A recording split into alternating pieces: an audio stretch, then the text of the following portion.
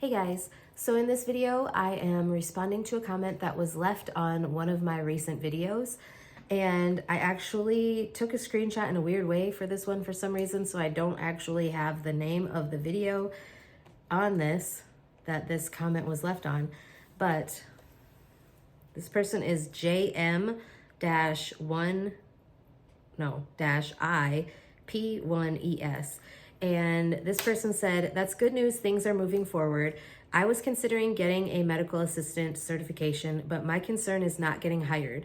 Most clinics want experience and rarely wants someone that's a new grad. I wish clinics were more understanding of new graduates."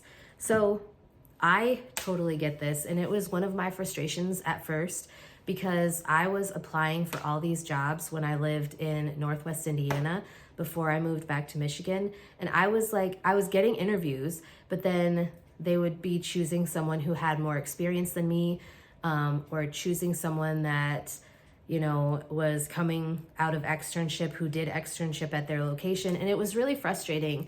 And for a while, I actually considered giving up. For those of you who followed me or have been following me on my little journey, like when I moved back here, you guys know that I worked as a church secretary for a while. I worked as a special education paraprofessional, and now I've been working at the hospital for almost a year as of the day that I'm filming this. I still work per diem as a medical assistant, but my main job now is a sleep tech. And, it's been a journey, and I totally get your frustrations because, like I said, I almost gave up. Like, that was why I started working at the church as a secretary. I had applied for the job that, I worked at the clinic as a medical assistant before I left Indiana and didn't hear anything. Applied when I first got here from Indiana, didn't hear anything.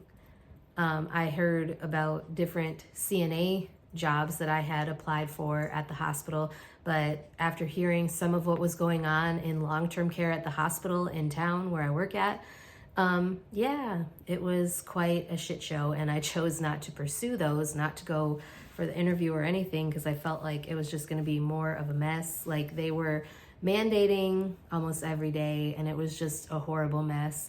And it has definitely changed since then. Like, they're definitely using a lot of travelers and things like that, but they are much better off than they were at first. But that's a whole nother story.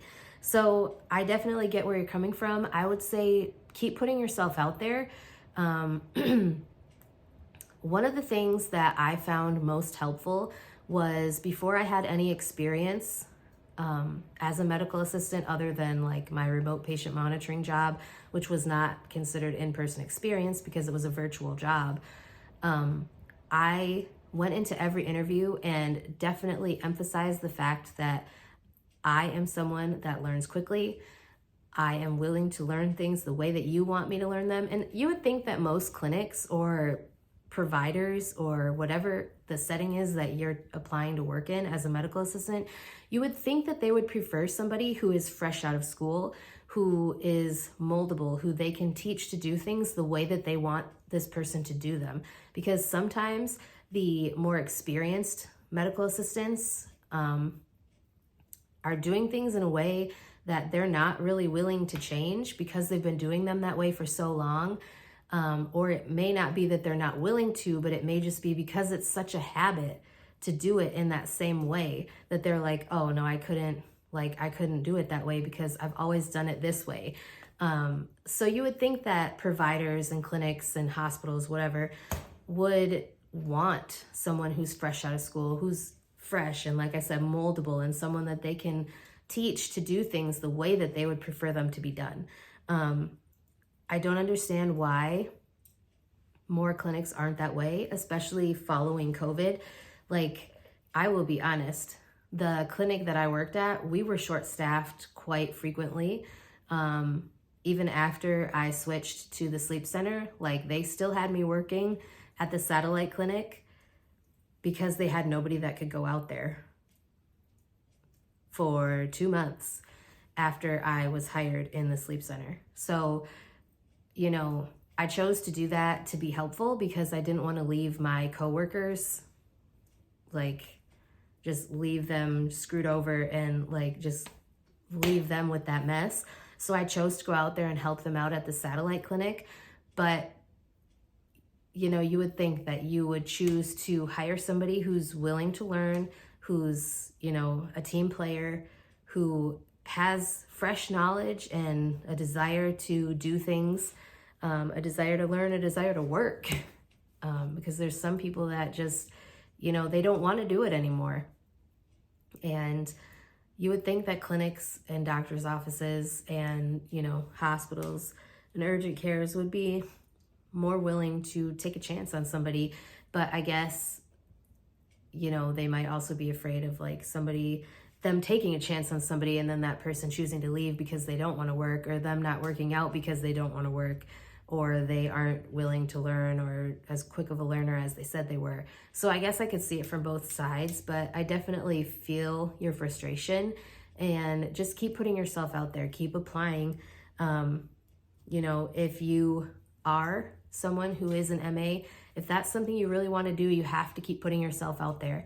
Like I said, I applied for hundreds, I'm not even joking, hundreds of medical assistant jobs. I got about 25 to 30 interviews, went through the interview process with all of them, and I would hear, oh, well, we decided to go with someone who had a little bit more experience than you.